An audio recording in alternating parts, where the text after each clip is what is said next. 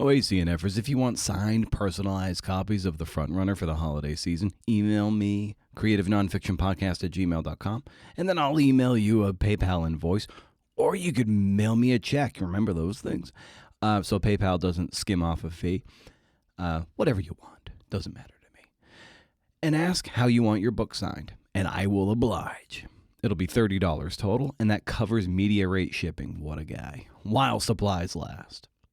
And this podcast is sponsored with this house ad by Pitch Club, the monthly Substack where you read cold pitches and hear the authors audio annotating their thinking behind how they sold and crafted their pitches that landed a publication.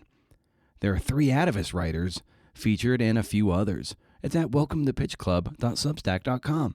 And lastly, this podcast is sponsored by the word failure, noun, defined by the lack of success, an unsuccessful person or thing, and or a lack of a desirable quality. Failure. I think I said when I turned it in, I was like, this doesn't work. And Jonah replied just like, yeah, it doesn't really work.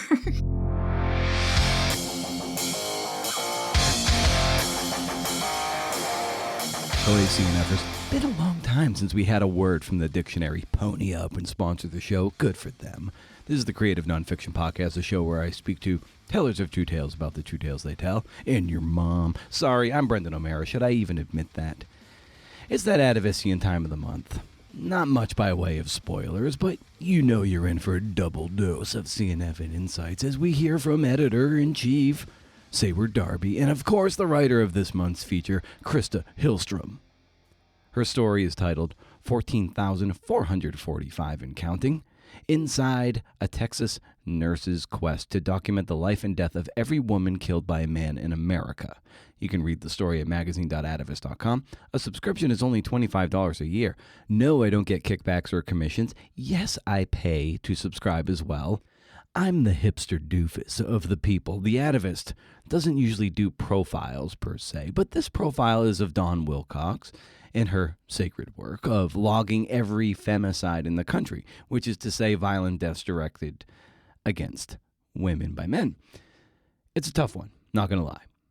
Not because it's not well done, but because, well, read the fucking title. Show notes to this episode and more at BrendanO'Mara.com. Hey, bookmark it so you can browse for hot blogs and sign up for my 2 very important newsletters, the flagship Rage Against the Algorithm and that sponsor, Pitch Club. Welcome to pitchclub.substack.com. Also, if you care to support the podcast with a few dollar bills, you can go to patreon.com/CNFpod. More perks are just popping up all the time there. Kind of neat. Let this be the time that I welcome the great Mark Armstrong to the CNF and Patreon gang. Thanks for joining the $4 tier, man. Means the world. We're gonna do it. We're gonna make a living from this one of these days. All right. So this Atavist piece is pretty heavy, naturally, and it's a story of obsession in what the central figure calls her sacred work to bring attention to this epidemic of sorts. I'll share more about Christa during the intermission. Since these Atavist pods tend to run long, we're not going to have a parting shot this week, but I'll have another one. I shouldn't say another one, but I will have one next week when I run the last of the 4 live podcasts, this one that I recorded with the memoir writer Jason Brown at Gratitude Brewing. Next week on the podcast. For this Atavist piece, the credits are, I'm going to start reading the credits now because you got to give people their flowers. Ed Johnson was the art director of the piece. Sean Cooper copy edited it. I should just say Sean Cooper was the copy editor. Saying edited it doesn't roll off the tongue. Emily and Jayon, probably going to pronounce some of these wrong, fact checked it. Nahiba Al-Gadban illustrated it, and Jonah Ogles and Sayward Darby edited this sucker. So let's get on with phase 1 of this Atavistian adventure. Here's Sayward Darby. Huh.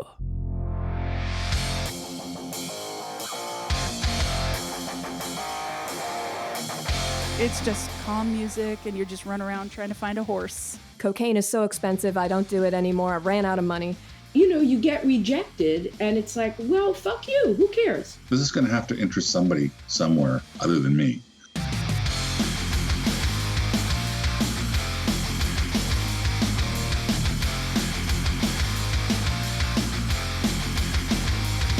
it's funny when I talked to Peter Rubin, and you are someone void of ego, so I imagine you'll bristle at this question. But when I talked with Peter, and he was talking about how he came up in like magazines, and he was just like, yeah, like Granger's Esquire and so-and-so's GQ. Like, you've been at the head of Atavist for a long time, and do you see it as like, how do you see your fingerprints on the Atavist? So it's like Darby's Atavist. Oh God, that's so, yeah, you're correct. That makes me want to like, it's like, what is it, like the armadillo, that like the little meme of like the armadillo like going into a ball and hiding? Yeah, that's exactly. Yeah, like Hedgehog too does the same thing. Yeah, all of the above. Yes.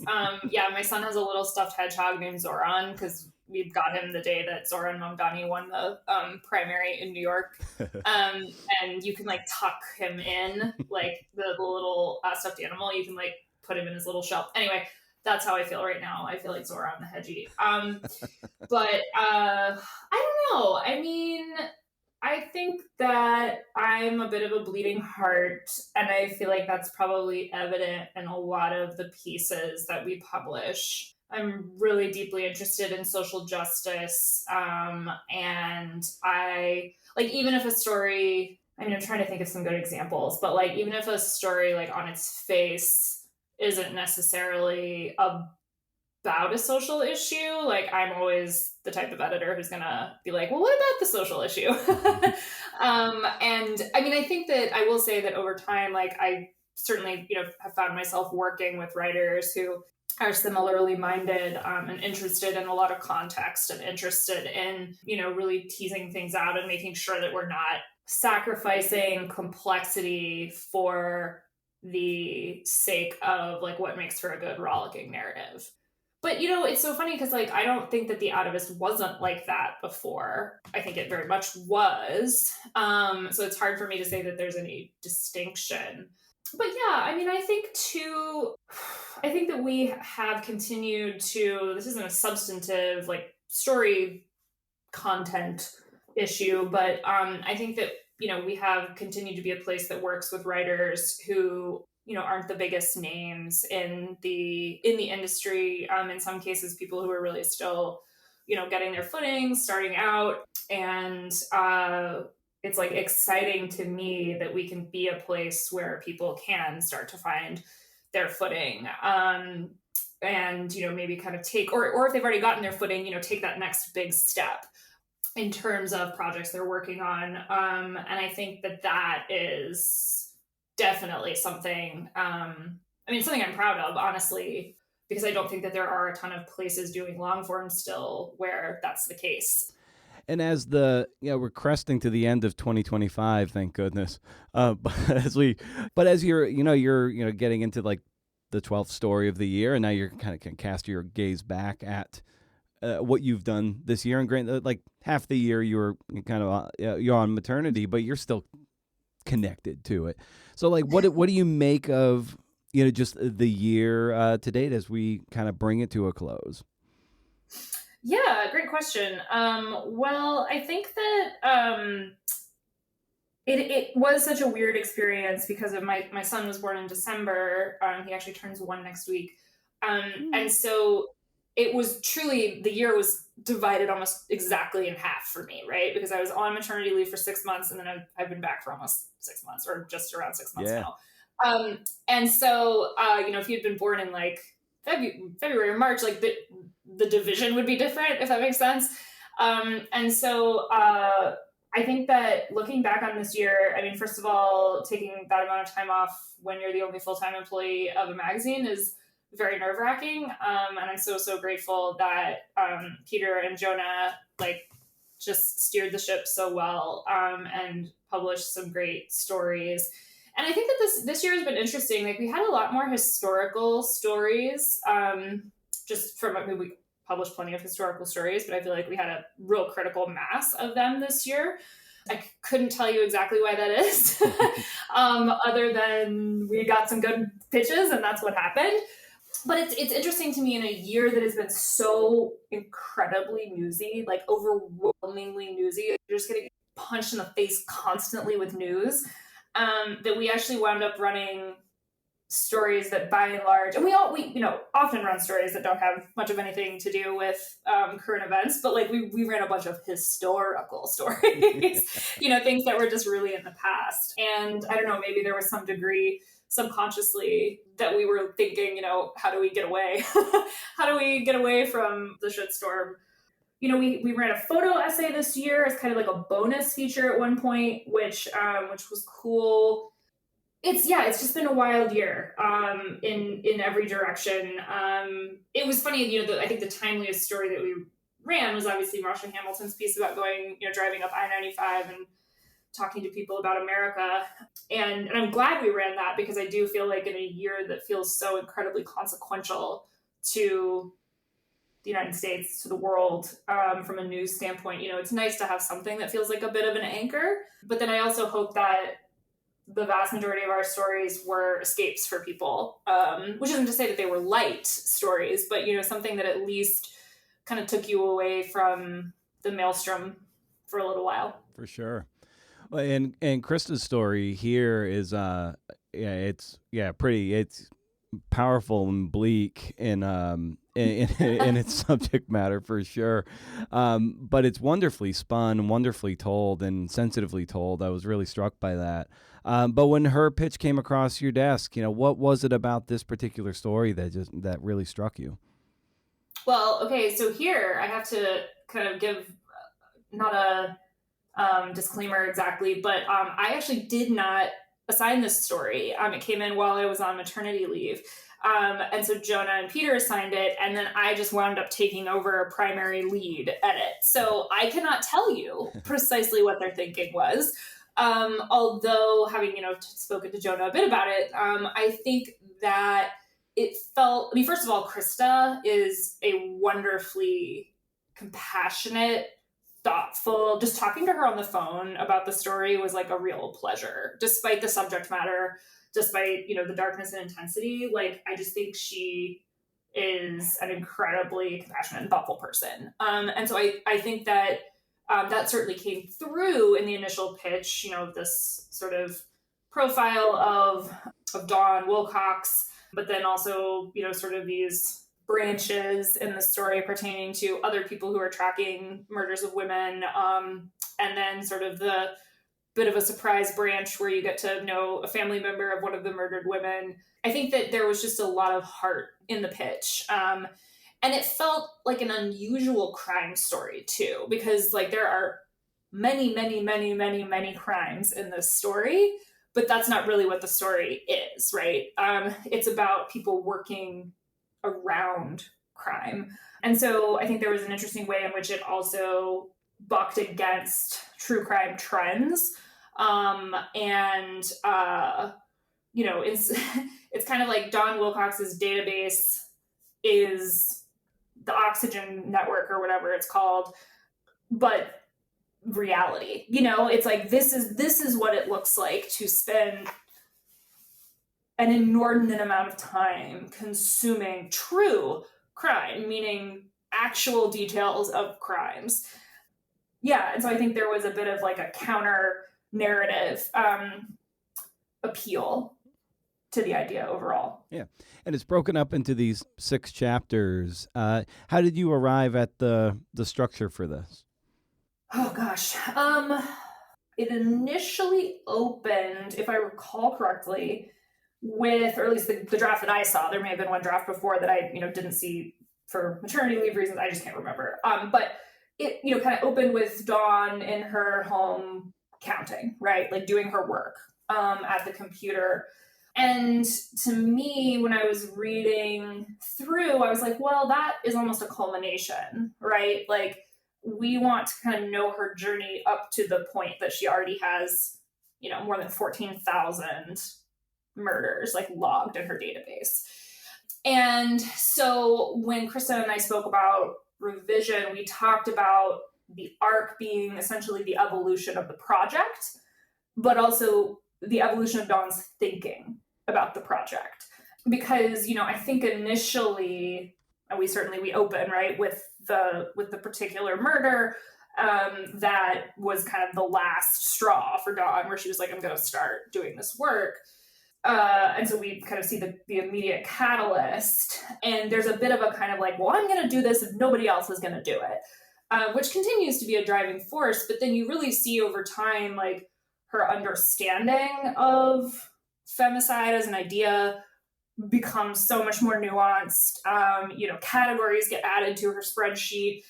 Cross-referencing can happen. And on the one hand, that sounds like so sort of academic, but there's something I think also very like personal going on for her.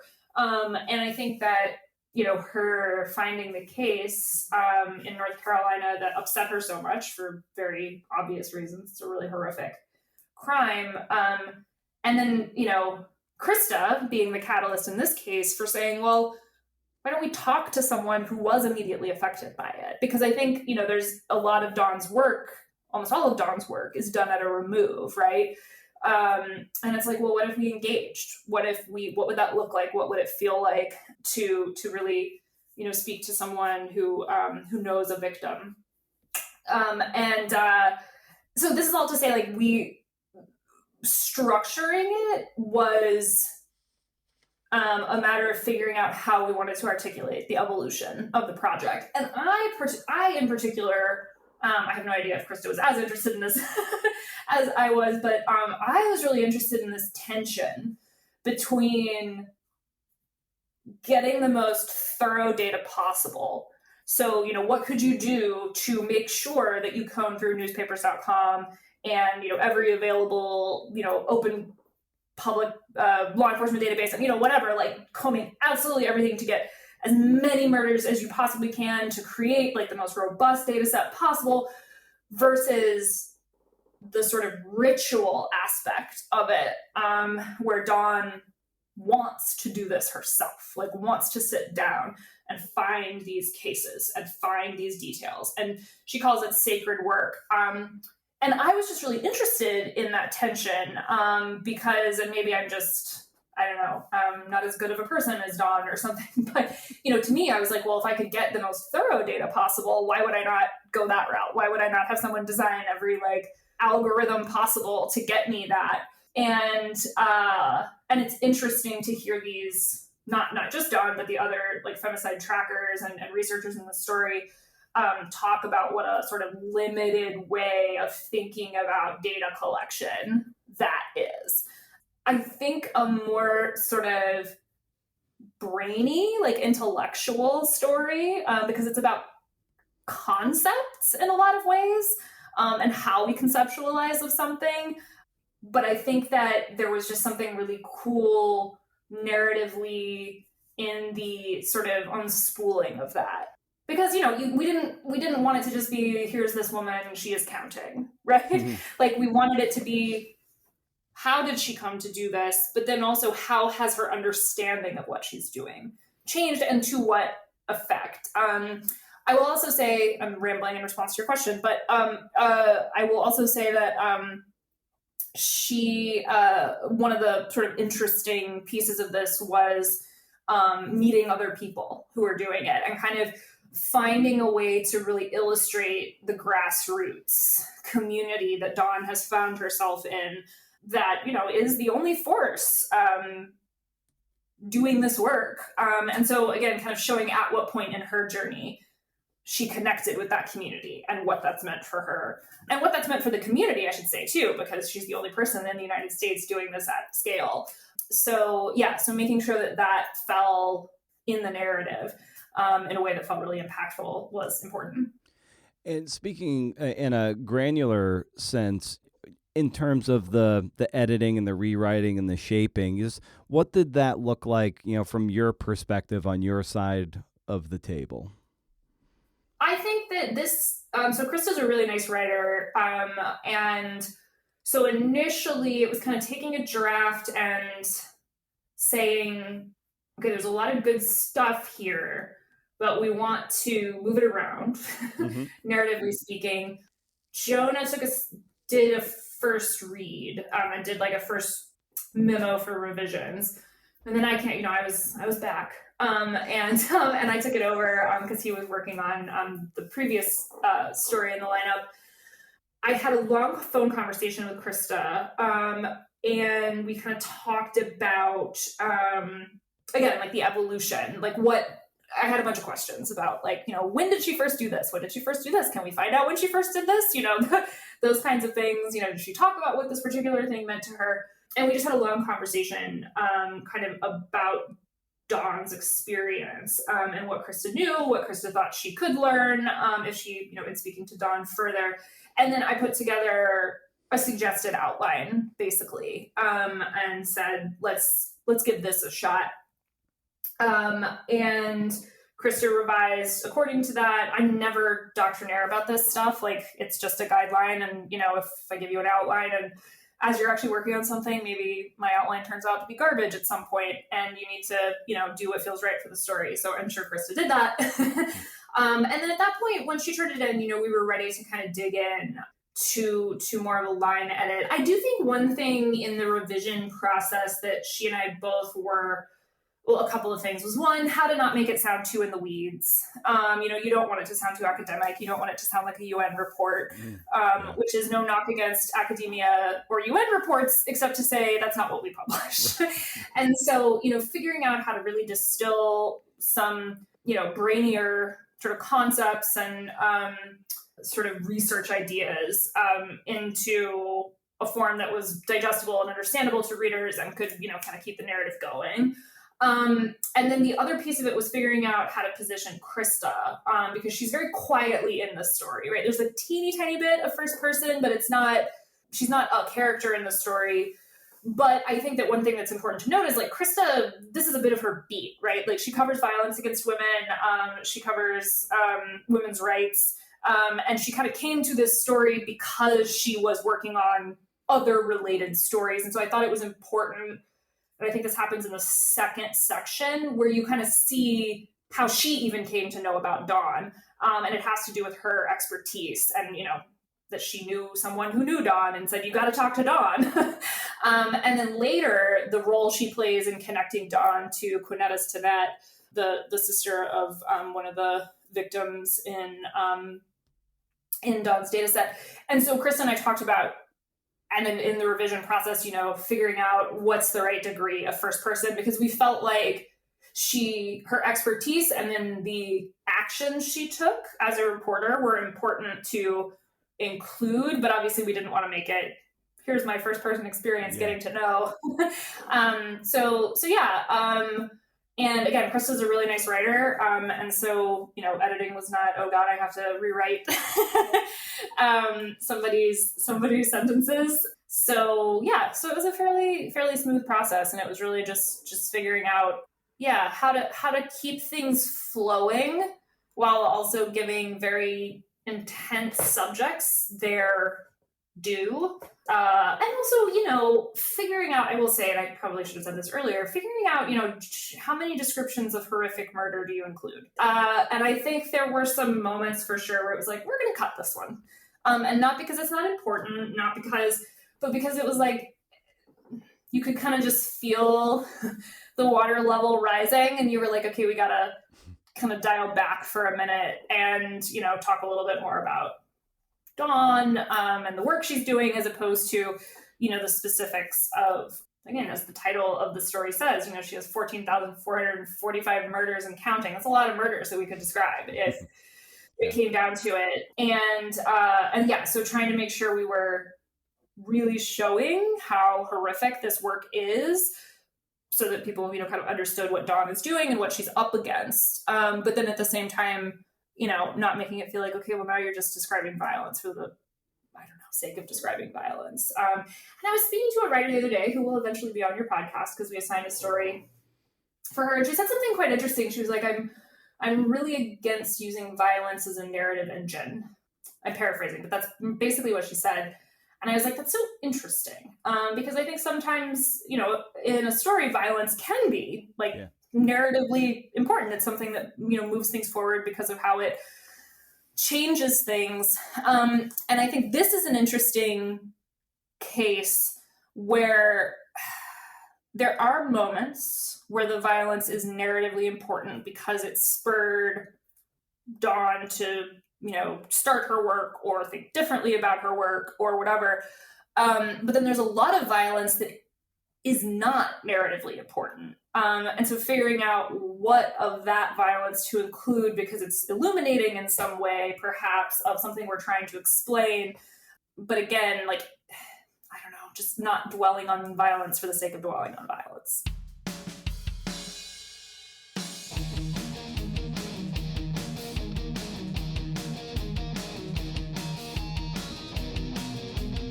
Nice.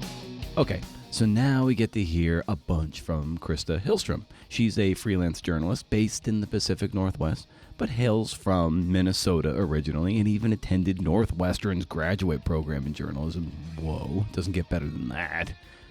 She's an award-winning writer and reporter, editor, multimedia producer in human rights, global health, gender-based violence, and trauma and resilience. In this conversation, we talk about the little treasures in research, the cost of doing this kind of reporting, outlining task initiation, how she wrote herself into the story, and taking pride in rejections. Check out her story at magazine.atavist.com and check out this conversation right now. Riff.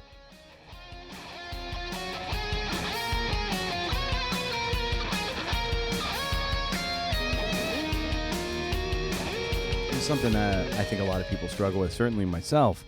And in this, digital age when we're trying to get creative work done, certainly deep reporting and stuff of that nature, how do you get your head around your attention and keep your attention so you can actually get something productive done on a given day? Yeah, and I have 2 kids, elementary age.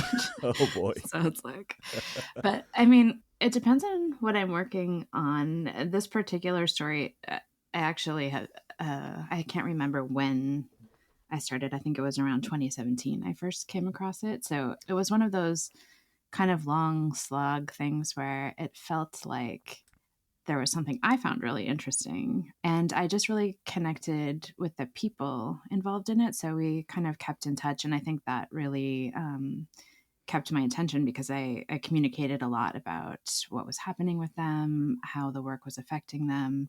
So that's, I guess, specific to this story. But yeah, I also just love the research. So I feel like kind of naturally inclined toward that. I'm very curious about why stuff like this is happening. I think that part comes a lot easier to me than the sit down and write it. Mm-hmm. So yeah, I think just like the curiosity and the connection with the people in the story. So when you're thinking about getting into this kind of work and this kind of journalism, what were some inspirational, pieces that you've read in the past that made you want to do this kind of work? Maybe even pieces you revisit and get into the bones of them to be like, all right, this is the thing I wanna try to do. Some of the journalists who come to mind are I love Rachel Aviv's work. I love the topics that she covers, as well as how she gets into characters' psychology. I'm really inspired by really longer form stuff as well. And so I think of the book Invisible Child or Yellow Bird are 2 that come to mind. This isn't really topically similar, but Hidden Valley Road, the Robert Kolker book. I feel really energized reading stuff where people get deep into the psychology of the characters and ask complicated questions about, a lot of these things aren't easy issues to just wrap up. And I feel like I sort of am drawn to stories where you kind of gather around a question at the center of it, where that is the takeaway, is you walk away as a reader with a question of, what does this mean, or what to make of this? As a journalist, how do you get to that degree of psychological depth with your sources? I like to spend a lot of time with people. I think also because of the nature of a lot of the topics that I cover, it takes a while to get people to feel comfortable talking about stuff. Excuse me.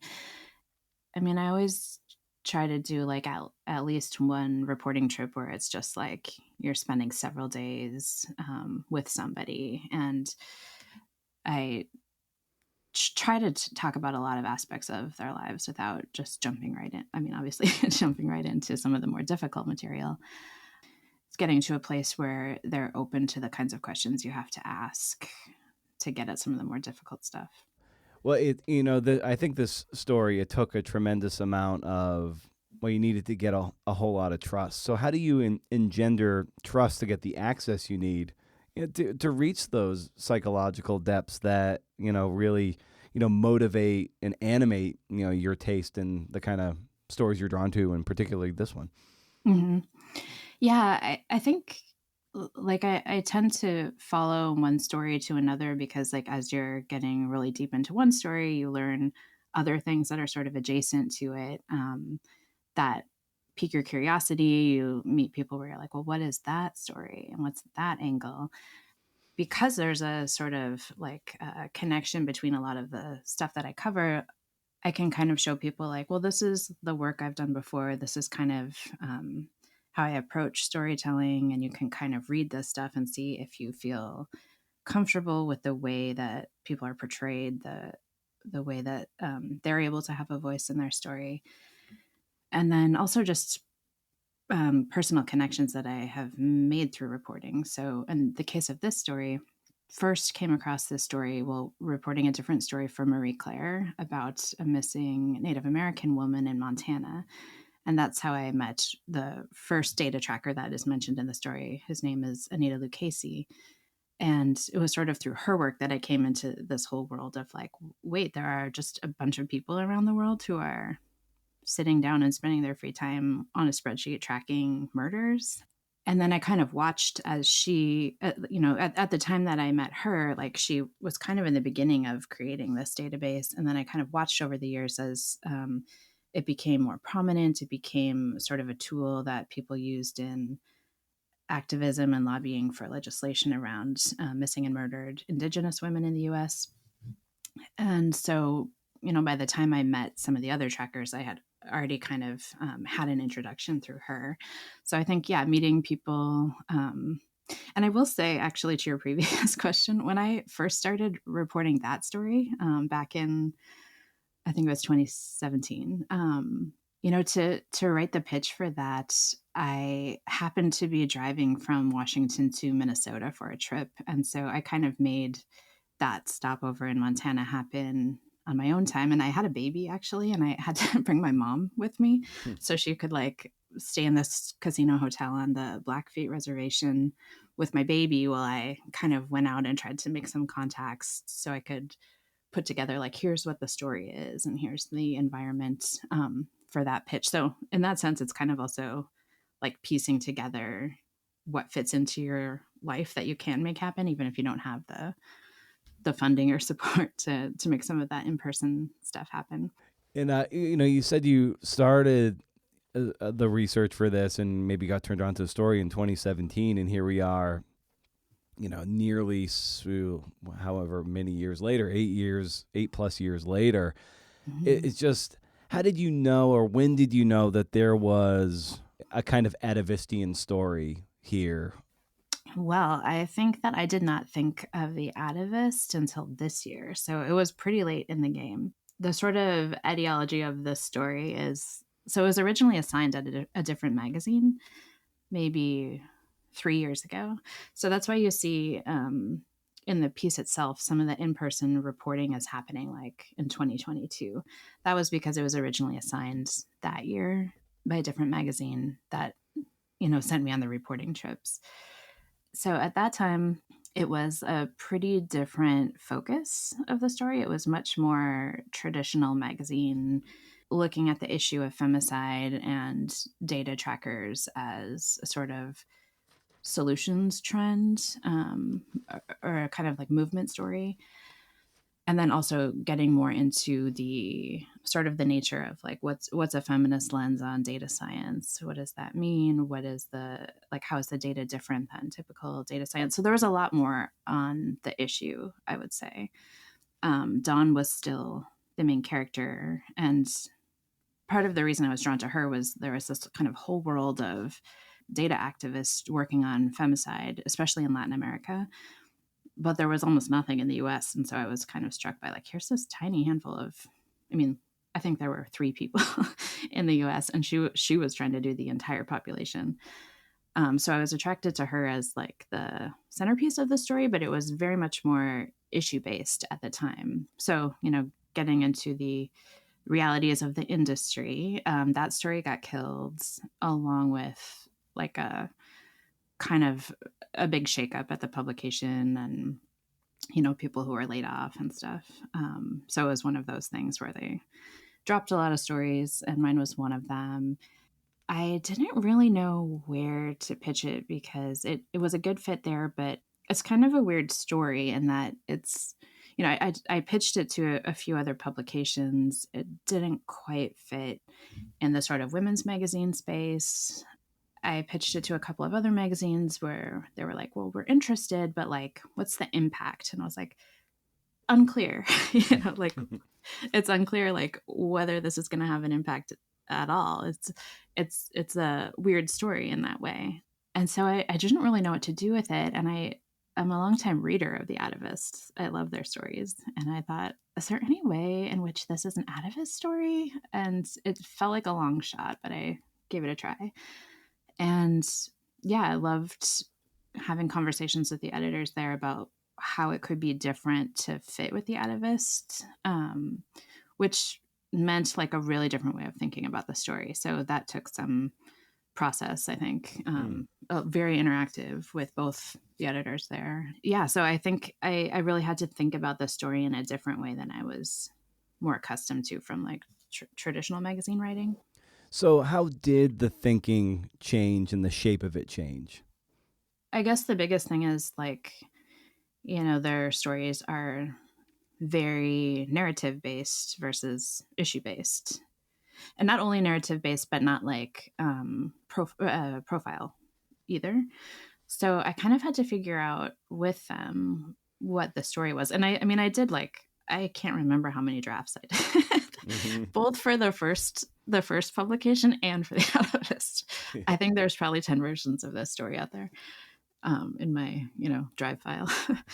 But yeah, so I mean, even the first draft that I turned it in and I think I said when I turned it in, I was like, this doesn't work. And Jonah replied just like, yeah, it doesn't really work. And so we had a lot of, I don't know, it felt like a few phone calls at least, both with him and with Sayward about how to find the Atavist story in particular in it. And so it became much more like a lot of the contextual stuff about femicide and data and stuff ended up getting cut out.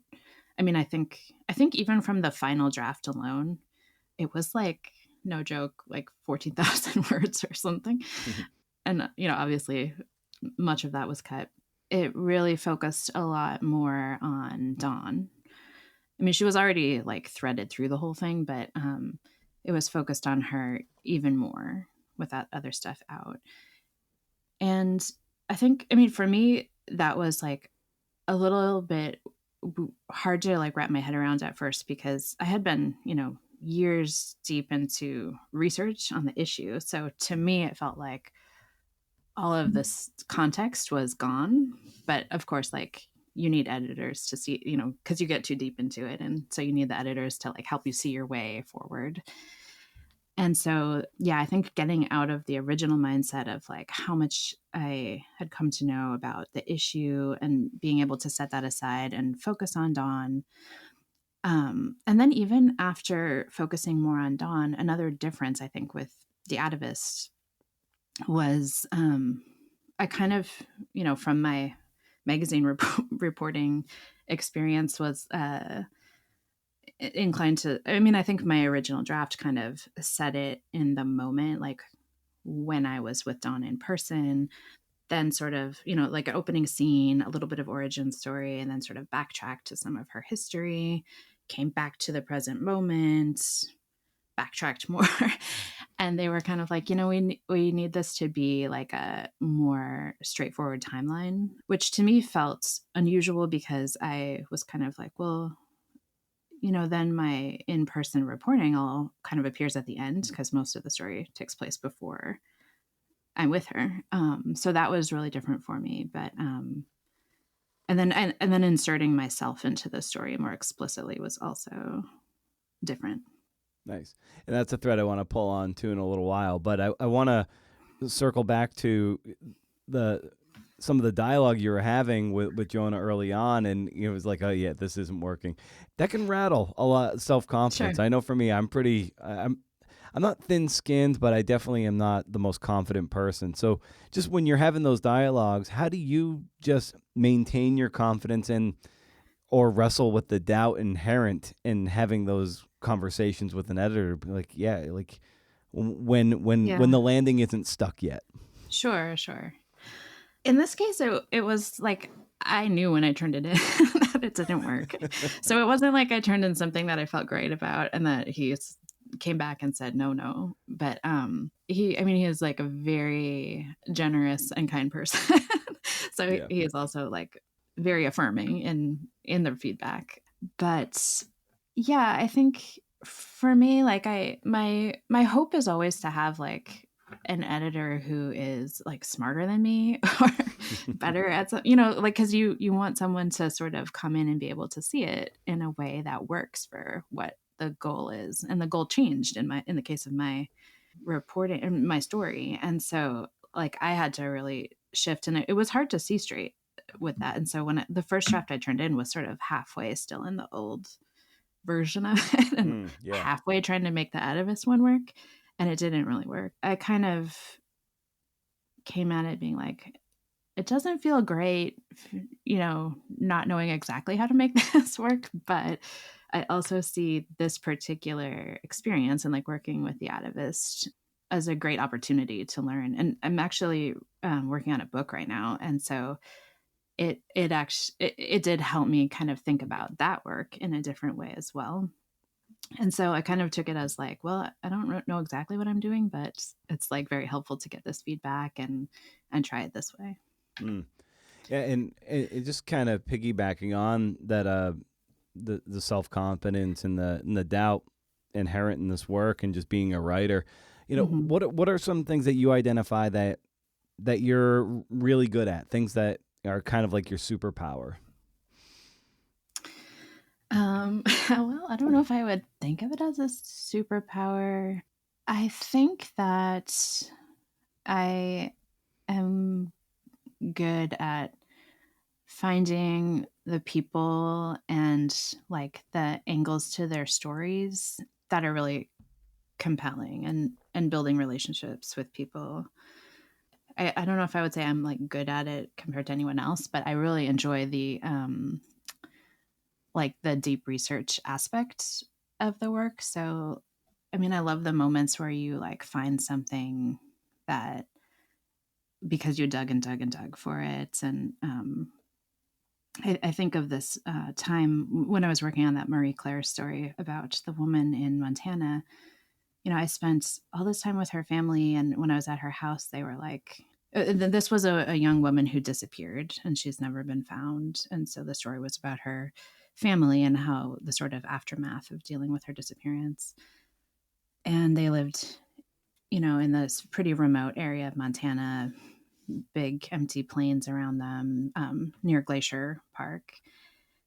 And I, in digging through all her stuff, they were like, hey, take a look at this box of stuff of hers. No one's really looked through these pictures, through these papers. And I read like some of her schoolwork and found this annotated poem. It was from Adrienne Rich's book, An Atlas of the Difficult World. And she had circled, as an assignment, she had circled this this phrase in the poem about reading, like you, the reader, are reading this poem with the vast open plains or enormous space around you in the faint flakes of snow, something like that. And Ashley had circled it and said, like, I like this passage because it reminds me of myself as I disappear like a flake in the snow. And I was just really struck by how she thought about that in this sort of like window into her at the time. I like that being able to like find like little treasures like that when you just kind of look in these spaces and just keep digging in things that might not even seem that interesting.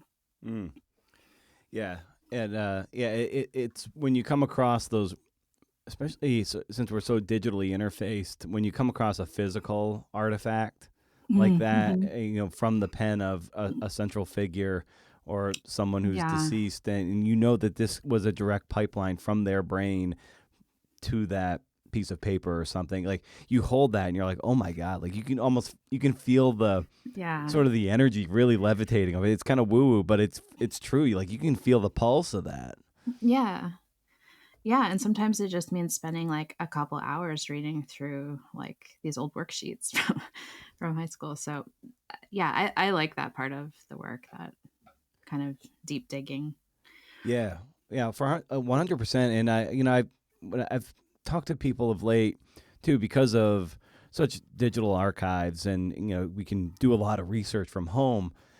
But as a result of some of the more old school things, like going into archives, going into libraries, and looking at microfilm, like that's laborious and a lot of friction, and it's a lot of labor.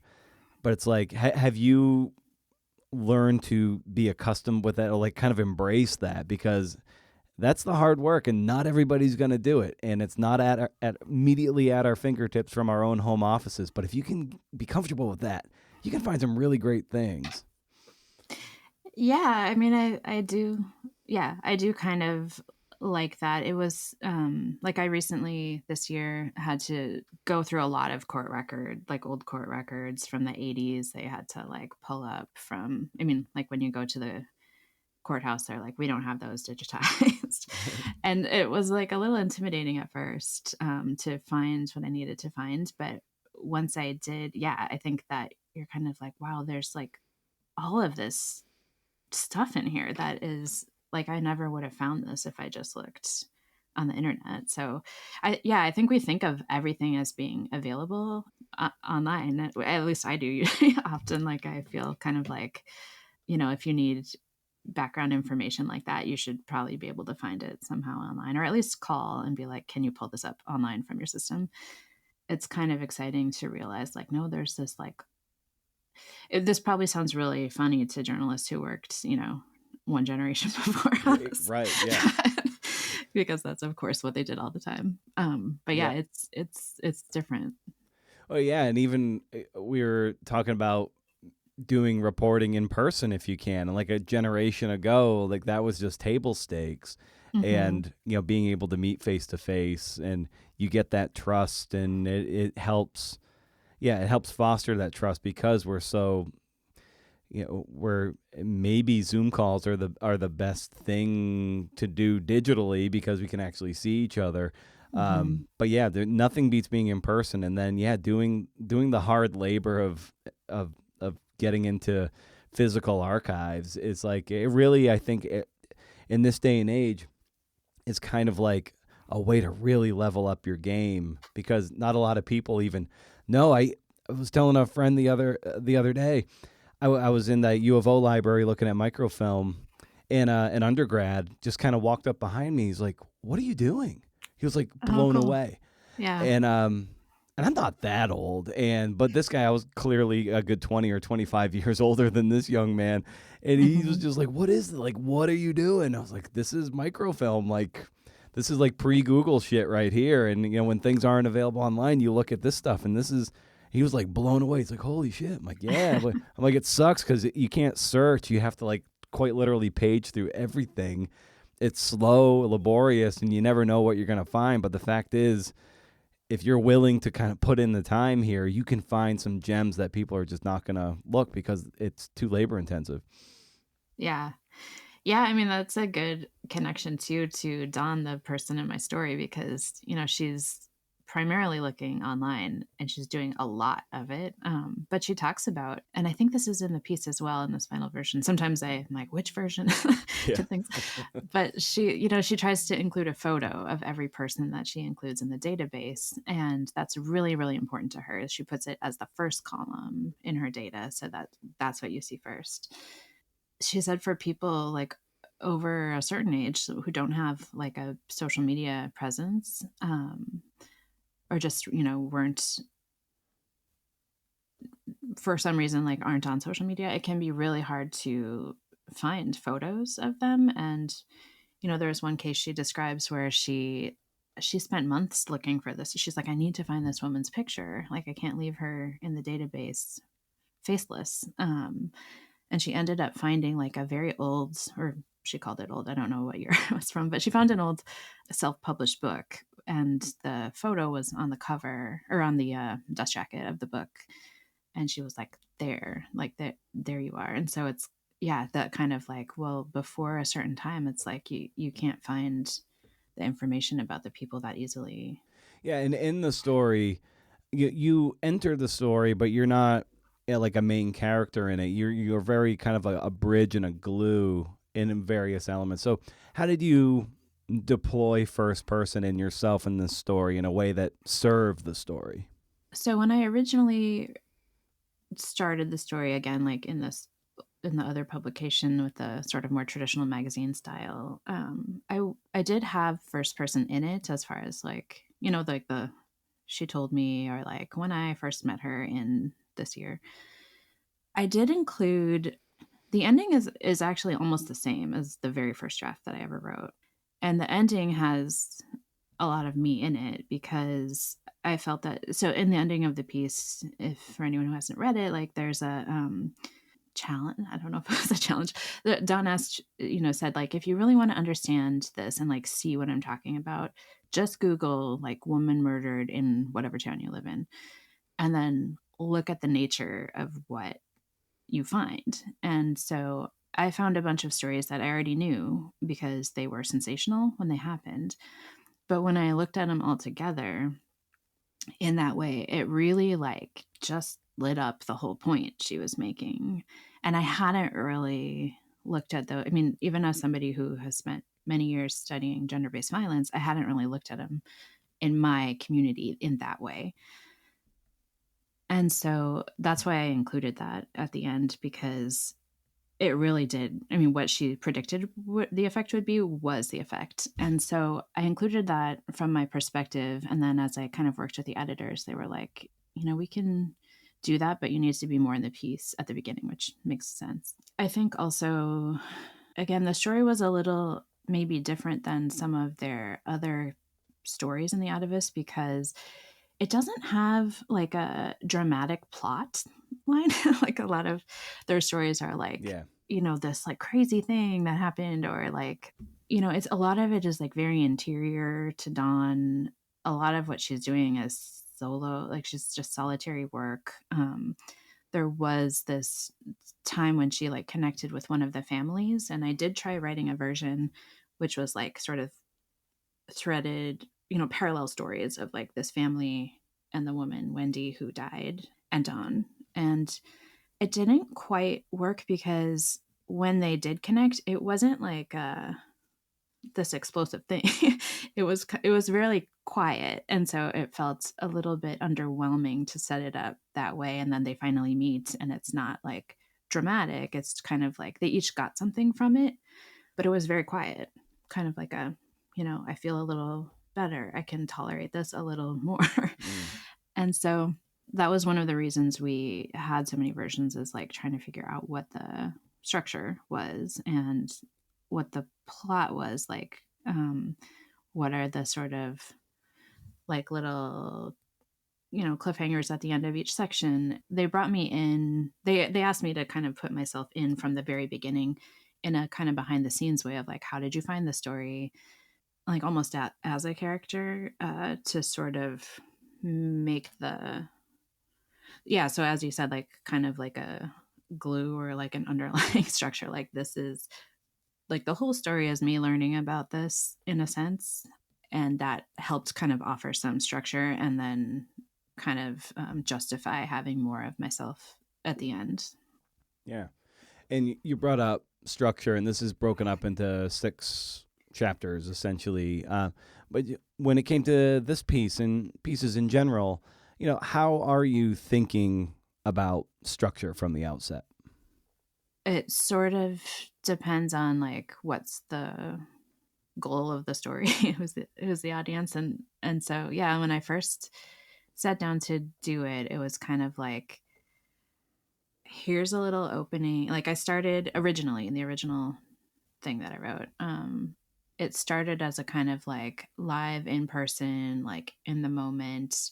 Here's this person coming home from their very everyday job of being a school nurse in Dallas and sitting down in their suburban home with their laptop and starting to log murders. And so this juxtaposition of very everyday familiar thing with this kind of like unfamiliar chaotic thing.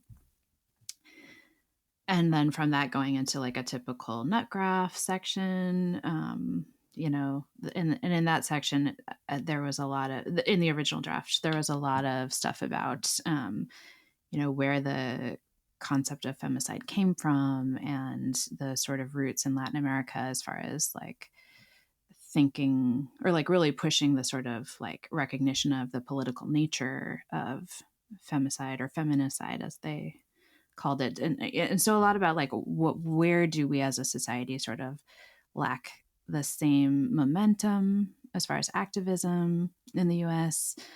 What data is available? What does the UN say about it? What do like these various experts say about it? So a lot of the sort of traditional nut section stuff. And then it sort of like backtracked into Dawn's background and sort of like gave a little bit more of a picture of how she came to do this work and then how she was haunted by it, and then sort of opened up into this other story of Wendy, the person who really, as she said, most haunted her from the data. That's how I initially thought about it. When it kind of came to telling just the story of Dawn, like I said, the structure changed a lot. And part of that was kind of like, well, I guess the structure became more tied to like, well, what is her character arc? So she's not in this Atavist version, she's not like representing an issue. She is the story. And so in that sense, it had to be more explicit of like what happened to her, what changed, where did she end up in her character arc. And in that sense, it, tried to bring in earlier on in the structure, like the way she kind of, so for example, some of her backstory came a lot earlier. The origin story of the whole database became the lead, which was not the case in the first version. And in fact, the case that opens the whole story now was mentioned in a paragraph, I think, in the original draft. That became the whole lead because it was like her origin story as a data tracker. Yeah, and then trying to bring out early on some of the stuff that will show, like, like early on feeling like, there's a sense of chaos around this. There's like something that was hard to define for her. All of this violence felt all interconnected in a way that was hard to name.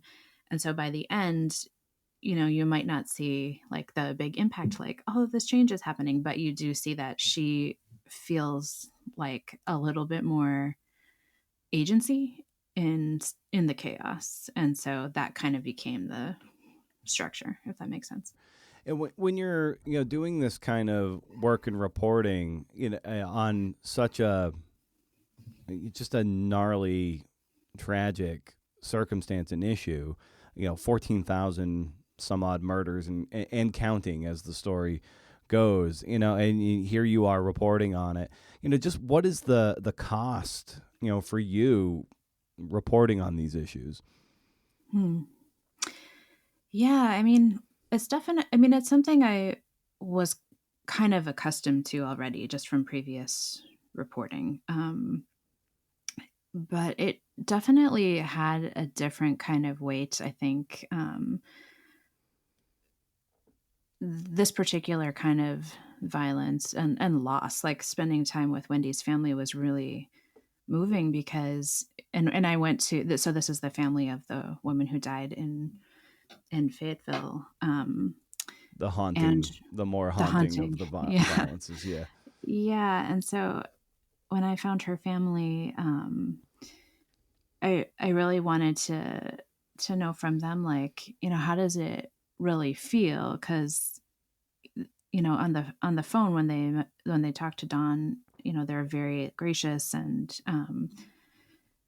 in talking about Wendy, but it was hard to know, like, does this really mean anything to you? Or what does it mean to have this random person, want to know about her? And so I wanted to get more from them about what that experience was like. And their story was really hard. Like this is at the time that I went there, it was 4 years after the murder, and it was the year that the trial had happened. So the trial was just before that. And that was a really heavy trip because beautiful family, and they're, taking care of Wendy's kids, but they are like deep in grief still. And the Quinetta, the twin sister, was kind of like, it means something to have her be counted in this database. And like, she told me, like, I still subscribe to the newspaper in that town. She lives in Baltimore and this is in North Carolina. She's like, I still subscribe to the local paper to see if they're saying anything about her, but no, the trial's over, the drama's gone, nobody's talking about her. And so she was kind of like, I never thought like people would be talking about her again. And so that was meaningful.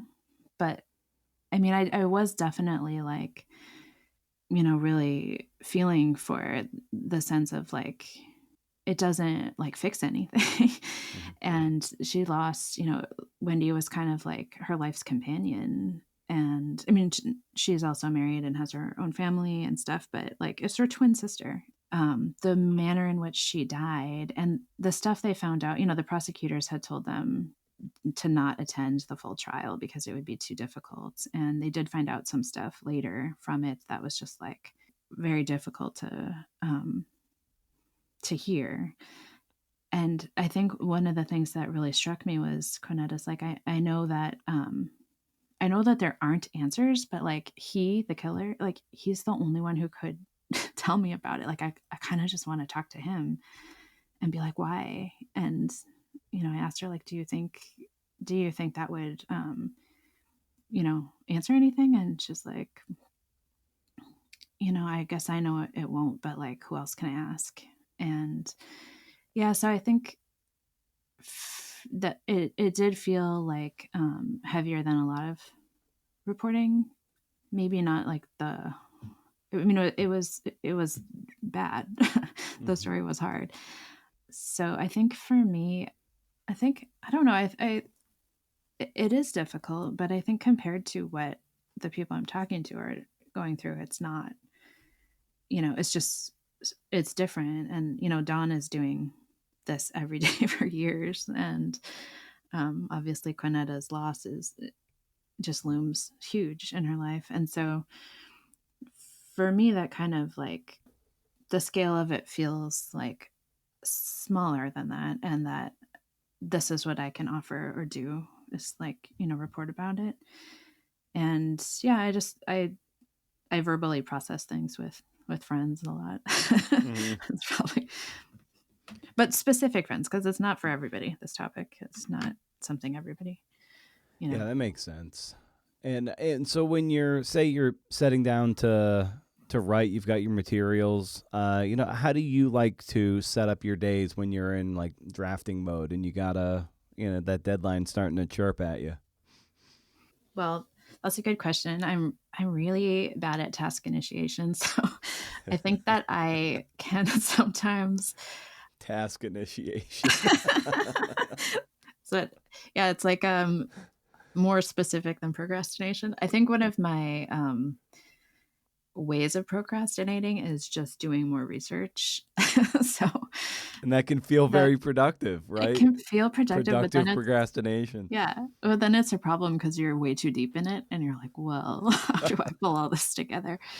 And this is probably an environmental faux pas, but I print out like articles, and I like to have physical printouts of everything. So otherwise it's hard for me to like, and I like to write on them and like highlight stuff, and otherwise it's hard for me to remember, like going back to the digital versus real space. It's hard for me to remember all the stuff if I'm not seeing it physically. So I print out, I have a big, file folder thing with like different, it'll be like, femicide data activists or like stuff about Dawn's life in these different hanging folders.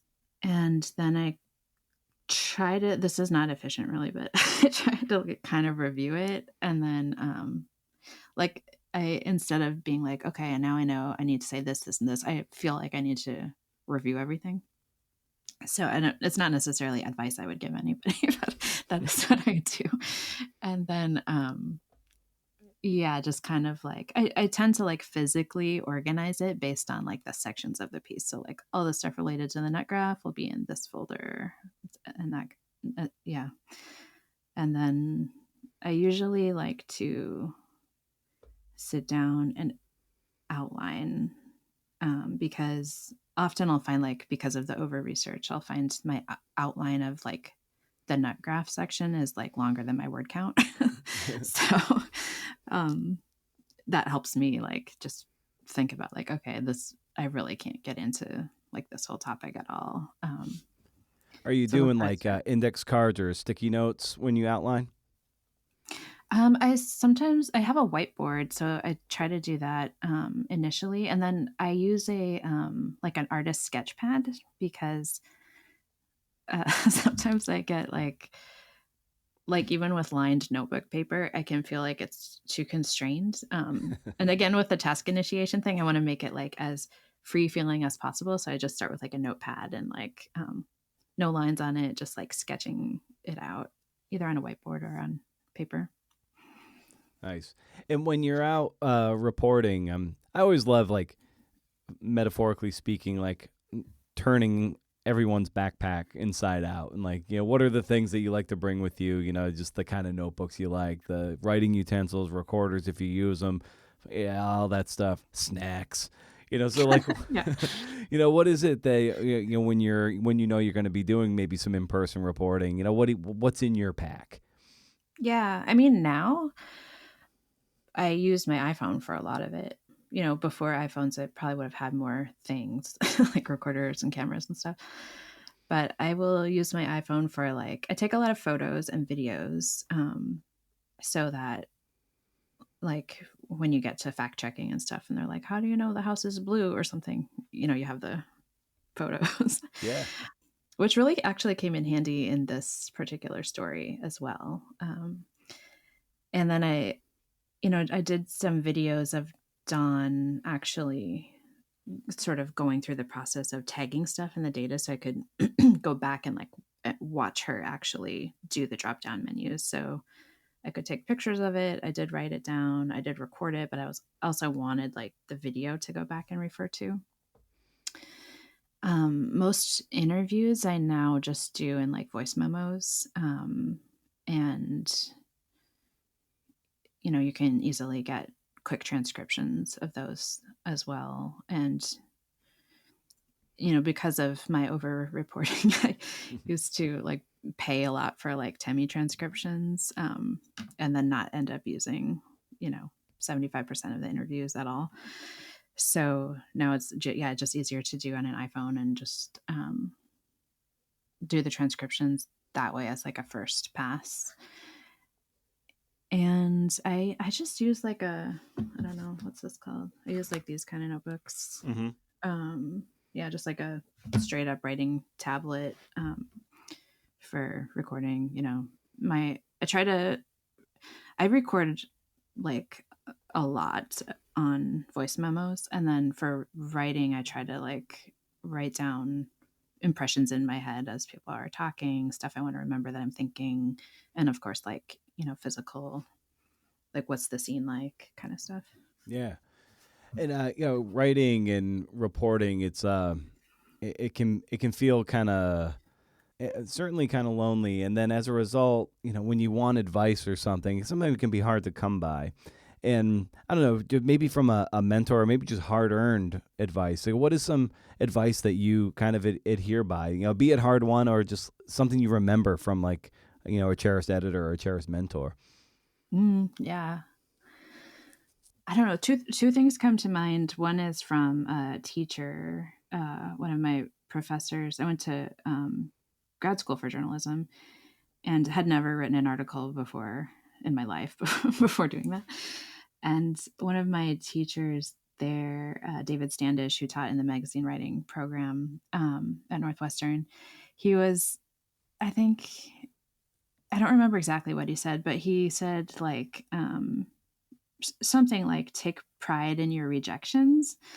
And that was really helpful because, I mean, as you know, this is like it's a tough industry for putting yourself out there because you're like constantly putting yourself out there. You're like doing a ton of work up front, not knowing if anyone will be interested in it. And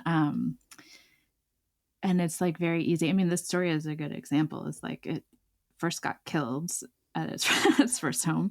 And then, I talked to I don't know how many magazines who were like, well, we're interested in hearing more. And then I talked to them about it. And for various reasons, they're like, it doesn't really work for us. And it's like very easy to feel deflated about it. And so I do recall what he said because he's kind of like, your rejections are a reflection of like the way you're trying and putting yourself out there and like reaching for things that maybe aren't easy reaches. And I, like I said, had never thought of it. When I thought of pitching to the Atavist, I was like, I don't think that this would be, I don't think they'd want this, but maybe they would. Like you're pre-rejecting yourself. Yeah, exactly. But I was like, but it can't hurt. I've already like talked to a bunch of publications that rejected it, so why not try? And then the other thing is, this was a kind of unrelated to the field, but well, in a way, but that same teacher had encouraged me to later, after I was out of school, had encouraged me to enter this contest at Narrative magazine. And so I was and I was actually down in Ashland, Oregon at this kind of like retreat center for the semester. And my sister was teaching there. And I was like, I thought about how to write this thing for like weeks. I would walk around and be like, talk to different writers and be like, what is your process? What do you think the ideal like setup is? Like, do you like to be in this kind of space or that kind of space? And what time of day? And like, do you walk and think? And basically talk to a bunch of people about how they made it work. And I couldn't do it, like bring myself to do it. And finally I talked to my sister, who is not, a writer in the writing field at all. And I was like, I don't know none of it's working. And she was like, have you tried just doing it? And I was like, no, I have not tried that. And like, that was though it worked. I was like, all right, I'm going to sit down right now and just try doing it. It's like so silly, but like, I feel like a lot of writers can relate to that. I think so. That's really, we can really tie ourselves in knots, and like with like routine porn, it's just like, can I, you get all fascinated with everybody else's routine. You try everything on for size, and it's just like, this doesn't work. This is maybe this will be the thing that unlocks all of my dormant creativity, and it's gonna totally crack the code. Yeah. And it's just like, nah, just to your point, it's just like, have you ever tried just doing it? And then you're like, oh, that wasn't so bad. And then the next day you're like, this not so bad. Yeah, it's like you for sure it won't happen if you don't do it. So it seems like pretty basic advice. But yeah, I mean, I can get very in my head about like why I don't feel like doing it. And like 95% of the time when I start doing it, it's like way easier than the worrying about doing it. So yeah, well, that's a great point to underscore. Nice. Well, Christa, as I bring these conversations out for a landing, I also love to ask about the guest for a recommendation of some kind. And that's just like anything that you're kind of excited about that you want to share with the listeners. And it can't. A lot of people recommend books, but it doesn't have to be. So I often encourage non-books too. So like whatever's floating your boat, what would you like to recommend? Sure. I mean, let's see. For books, I've been like so deep into kind of like heavy books for work and not for pleasure. But I will say, actually, this could be a recommendation. I, a couple years ago, started, I think this was like in the pandemic. I started, I'd always been kind of interested in songwriting. I'm not like a big musician or performer at all. And I never studied music theory. And I was like, I've always wanted to do this. And like, so I signed up for online classes at the Berklee School of Music. And I was the only person in any of my classes who was not either a professional or aspiring professional musician wanting to like work on songcraft, or a music student who was like going to Berklee. I was just this random journalist, didn't know half, like in my first class, I didn't know half of what they were talking about. And it was like such an empowering creative experience because there was really no pressure. And it was so nice to have a creative experience outside of work. I was like, well, no one expects anything of me. I can just be free to explore this. And that has been like very joyful in my life since then. And I love how it's such a difference in like, in a song, you have like this very small contained space with like, depending on how you're doing it, can have certain rules about the mechanics of it. And so it's like a really contained way to like say something. Like sometimes maybe in a reported story, you have like lots of personal feelings or vignettes or observations or whatever that don't fit in the story. Like you can make a whole like song out of one impression. And so it feels like a really good place to put some of that stuff. So I guess my recommendation was being able to lean into hobbies or ways to spend time where you have that kind of freedom without the sort of pressure of like feeling like you should be good at it. Yeah, or like make money from it or something. Oh, we make money from it, yeah.